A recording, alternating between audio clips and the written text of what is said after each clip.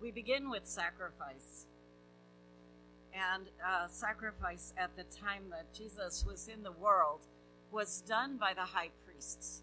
The high priests would go into the Holy of Holies, into the backside of the tabernacle, to sacrifice an animal, maybe a dove or another animal, in retribution for sin. Because they were human, their sacrifice was repeated every time there was sin. So over and over and over. But when Jesus gave his life for us, the sacrifice was not a one-time solution for a one-time sin.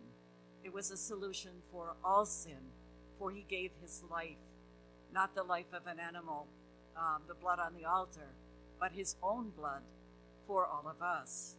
And so I'm reminded of a story that is one that was told here a very, very long time ago.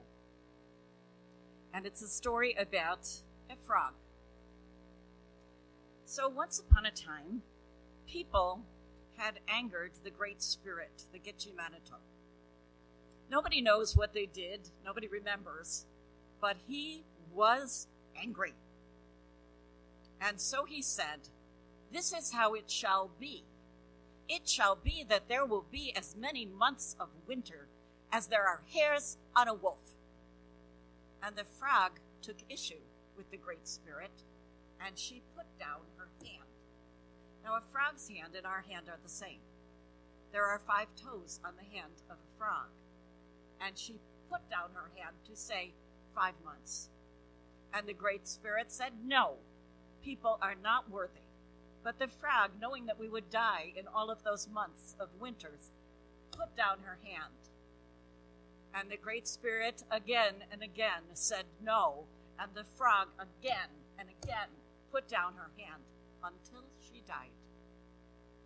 And when the frog died, the Great Spirit was moved. And the Great Spirit said, "There shall be 5 months of winter, so that humans can live." In the courage of the frog and the courage of our great leader, the sacrifice of one was for the benefit of many. So, the second part of the scripture today takes a little bit different kind of angle. So listen as I read from Mark 12:38 to 44. It's on page 924 and 925 in your Pew Bible. As he taught, he said, "Beware of the scribes who like to walk around in long robes and to be greeted with respect in the marketplaces, to have the best seats in the synagogues and the places of honor at banquets. They devour widows' houses, and for the sake of appearance say long prayers. They will receive the greater condemnation." He sat down, this is Jesus, opposite the treasury and watched the crowd putting money into the treasury. Many rich people put in large sums, and a poor widow came and put in 2 small copper coins, which are worth a penny. Then he called his disciples, and he said to them, "Truly I say to you, this poor widow has put in much more than all of those who are contributing to the treasury, for all of them have contributed out of their abundance, as she, out of her poverty, has put in everything she had, all she had to live in." So, gifts and sacrifice. Reading this scripture again at this time in my life is different from when I read it before, because now I am a widow, and that is a different part of life. And I thought about what was it like to be a widow at the time of Jesus. We hear the Bible over and over and over talking about taking care of widows. So there's kind of a reason. Widows were very often at that time very poor. And the reason was because a woman could not inherit property. So if her husband died, the house was not hers. It went to her children directly. So a woman's best bet was that she had a son who was then going to allow her to stay in that house and that he would be able to take care of her. If she didn't have a son, very often that house was going to go to the officials, as it says in our scripture, because they would charge like a fee for their services. Well, sometimes that fee was everything. And so widows in the time of Jesus had a bit of a challenge. Now, we're blessed in this time in history, and I'm blessed particularly that finances are not an issue. But in biblical times, they were pretty much always an issue if you were a widow. It was possible to marry again if you were widowed. It was encouraged if you were young and a widow. And that was another way that widows could make ends meet in the time of Jesus. The church could help them, and that was a requirement by the words of Jesus and by the words of the officials of the Jewish church, that widows should be taken care of. But it didn't quite work that way. Some limits started to get put on the whole thing. Well, maybe if the widows speak Hebrew, then we'll take care of them. But if they speak Greek, well, maybe we'll take care of them a little. Or maybe if the widows are really, really good people and they've always had a really exemplary life, we will take care of them. But maybe if they made some mistakes, well, maybe we don't have to take care of them quite as much. So it was a huge challenge to just be able to live. And what Jesus saw was the people that were taking advantage of the widows, the people that were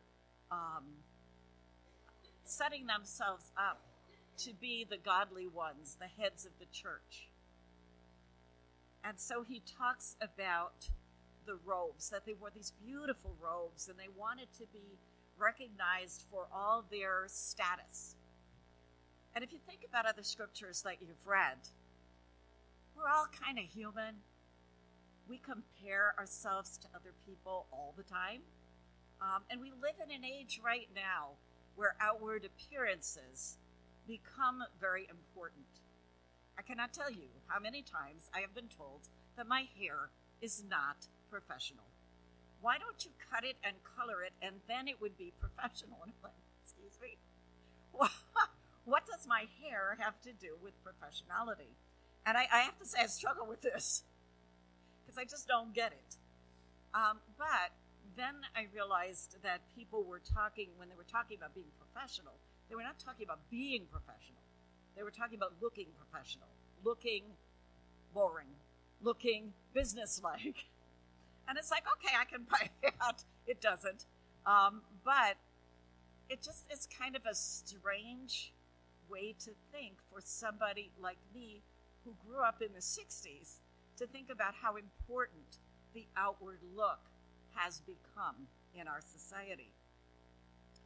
So I have to think about another story, which I've told you before, but today we are looking at old stories. We're looking at stories that we have told over and over and over, but maybe with a fresh view. So my other story today is about Nasruddin Hoja.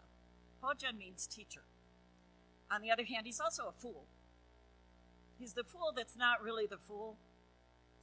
So, Hoja was a farmer, and Hoja had been working in the field all day long.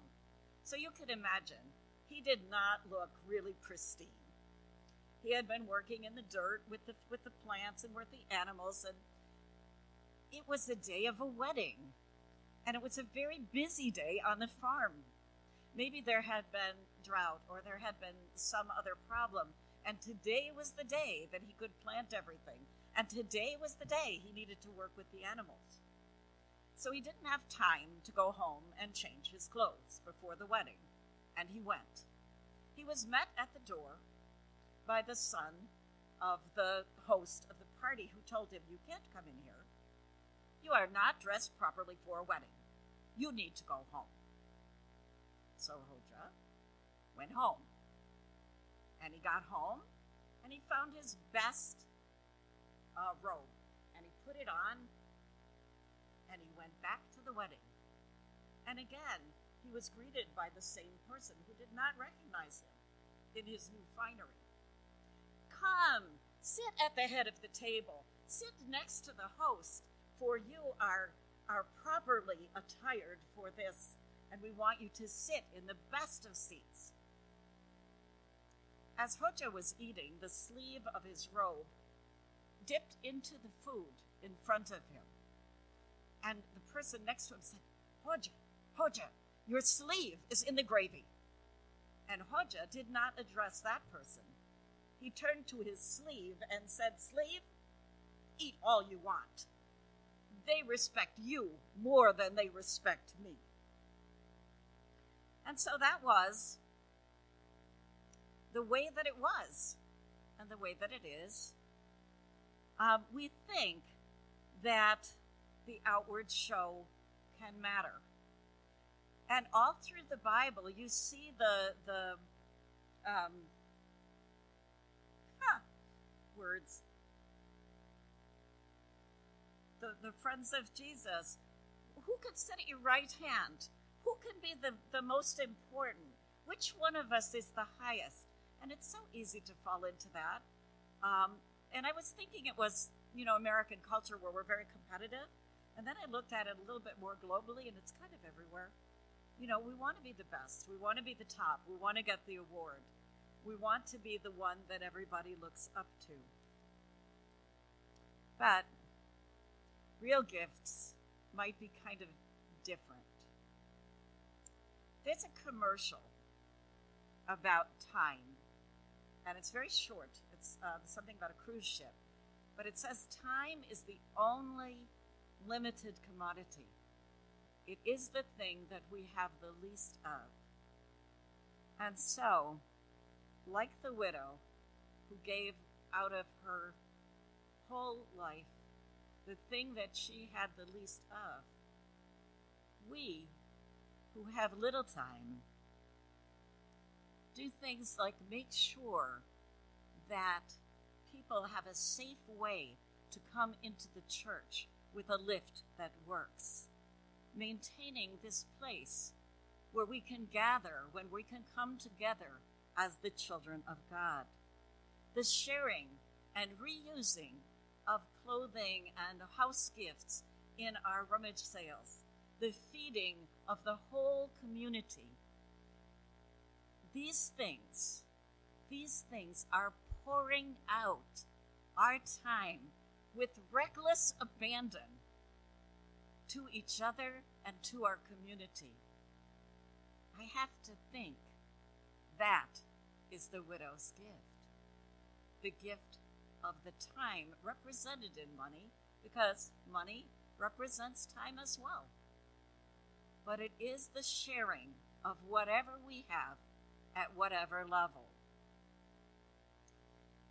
Now, when God looks at gifts, he looks at them not from the standpoint of which is big and which is small.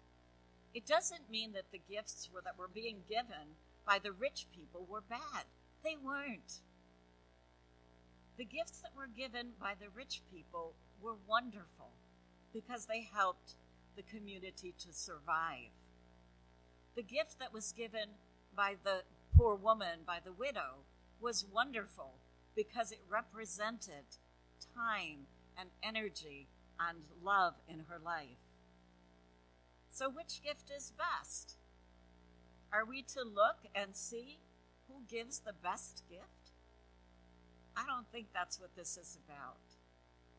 I think what this is about is that it is not the size of the gift. It is the size of our heart. Because gifts given in a full heart are the gifts that Jesus would love